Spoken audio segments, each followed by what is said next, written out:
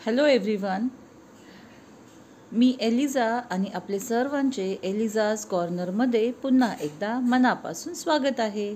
आजची आपली रेसिपी आहे चना कोळीवाडा. आता ही नक्की काय आहे तर आपण नॉर्मली वेगवेगळ्या हॉटेल्समध्ये जातो तेव्हा आपण चना कोळीवाडा असं बनवतो, ऑर्डर करतो स्टार्टर्स म्हणून, आणि हे एकदम टेस्टी लागतं. तर मी विचार केला चला आपण घरी देखील चना कोळीवाडा ही रेसिपी बनवू. आणि याच्यासाठी लागणारं जे साहित्य आहे, महत्त्वाचं साहित्य म्हणजे चना, त्याचप्रमाणे बेसन पीठ, त्याचप्रमाणे लसूण आणि बाकीचे वेगवेगळे लहान मोठे साहित्य. चला तर मग आजची आपली जी रेसिपी आहे चना कोळीवाडा ही कशी बनवली आहे आणि ही किती टेस्टी लागते आणि कधीतरी आपण बनवायला ही हवी आहे, त्याच्यासाठी बघूया आजची आपली जी रेसिपी आहे चना कोळीवाडा ही पाहूया. आता हा जो काबुली चना आहे हा तुम्ही तुमच्या आवडीप्रमाणे तुम्हाला किती प्रमाणात बनवायचा आहे, किती लोकांसाठी बनवायचा आहे त्याप्रमाणे तुम्ही करू शकता. इथं मी 2 माझे मूठ आहे ना तेवढे मूठ मी इथं काबुली चना रात्री भिजून ठेवला होता. त्याच्यानंतर मी त्याला सकाळी चांगलं थोडंसं मीठ आणि थोडीशी हळद टाकून याला शिट्टी मारून घेतलेली आहे. आता हा जो शिजलेला काबुली चना आहे तो तर माझ्याकडे तयार आहे. तर याच्यामध्ये मी बेसन पीठ ॲड करणार आहे. बेसन पीठ मी इथे 2 ते 3 चमचे आपण ॲड करायचं आहे. त्यानंतर मी काय केलेलं आहे की याच्यामध्ये 1 चमचा तांदळाचं पीठ. आता माझ्याकडं एकच वाटी हे जे काबुली चना बॉईल केलेला आहे त्याच्यासाठी मी एवढंच घेतलेलं आहे. मीठ याच्यामध्ये टाकायचं आहे. त्याच्यानंतर लाल रंगाचा कलर देखील आपण याच्यामध्ये टाकायचा आहे. हे पूर्ण मिक्स करून घ्या. बघा आपलं बॅटर तयार झालेलं आहे. मगाशी मी तुम्हाला सांगितलं की लाल रंग आपण याच्यामध्ये ॲड करायचा आहे, पण लाल रंग टाकणं हे टोटली ऑप्शनल आहे. लाल रंग तुम्हाला जर टाकायचा नसेल तरी काहीही हरकत नाही आहे. तुम्ही लाल मिरची पावडर थोडीशी टाकू शकता आणि हळद देखील टाकू शकता. त्याच्याने देखील तेवढाच छान प्रकारे रंग येतो. या ठिकाणी मी लाल रंग टाकलेला आहे आणि अशा प्रकारे आपलं एक मध्यम असं पीठ तयार झालेलं आहे. आणि हा जो चना आहे हा पूर्ण त्याच्यामध्ये आपण मिक्स करून घ्यायचा आहे. आणि अशा प्रकारे व्यवस्थित मिक्स झाल्यानंतर मी काय केलेलं आहे, याला मी थोडंसं एक 10-15 मिनटं मुरत ठेवलेलं आहे. आणि साईडला एक लसूणचा गड्डा जो असतो तो घेतलेला आहे. आणि पूर्ण लसूणचं जे स्किन आहे ती काढलेली नाही, पण त्याचा जो साईडचा जो भाग असतो कवर केलेला तो काढलेला आहे. प्रत्येक पाकळ्या ज्या आहेत त्या मोकळ्या करून घेतलेल्या आहे. आणि यामध्ये पहिल्यांदा मी लसूणचं जे तेलामध्ये लसूणच्या पाकळ्या ज्या आहेत त्या इकडं मी पहिल्यांदा फ्राय करून घेणार आहे. कारण लसूण आणि चना कोळीवाडा हे कॉम्बिनेशन आपण नेहमी बघत असतो.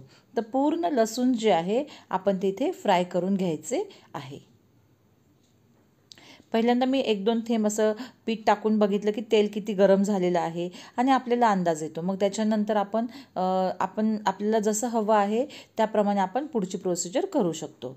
आता बघा लसूण जे आहे ते तर मी इथे हे करताना एक गोष्ट तुम्ही लक्षात ठेवा की हे जे लसूण आहे ना तर लसूण थोडंसं आपण काय करा, हलकं फुलकं त्याला दाबा.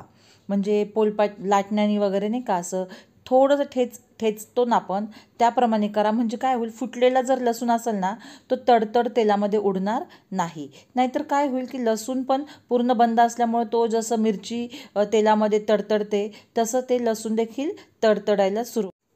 आता मी लसूण तर तळून झालेला आहे, तो पूर्ण काढून घेतलेला आहे. आता याच्यानंतर आपण काय करायचं की एक जो चना आहे तो आपण तेलामध्ये तळायला सुरुवात करायचं आहे. पूर्ण मग हाताला पण जे पीठ लागतं ना ते थोडंसं आपण काढून घ्यायचं, नाही तर काय होतं चनाच्या सोबत ते पीठ देखील तळलं जातं. तर ती काळजी घ्या की फक्त आपल्याला चना जो पिठामधला आहे तेच आपल्याला टाकायचं आहे.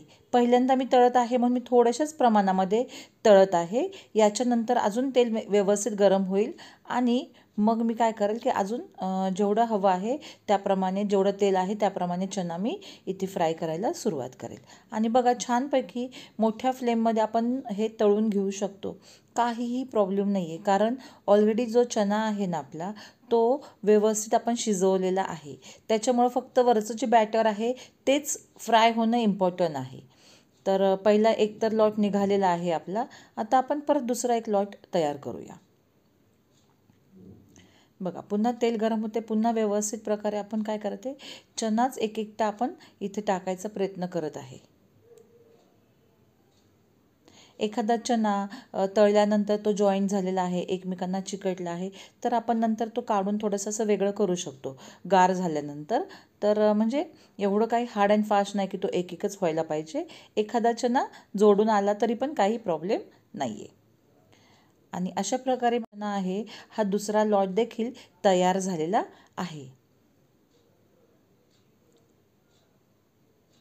ज्यांना रंग नको असेल, कारण रंग जास्त करून मी आज टाकलेला आहे, पण मी स्वतः देखील रंग टाकायचं टाळते.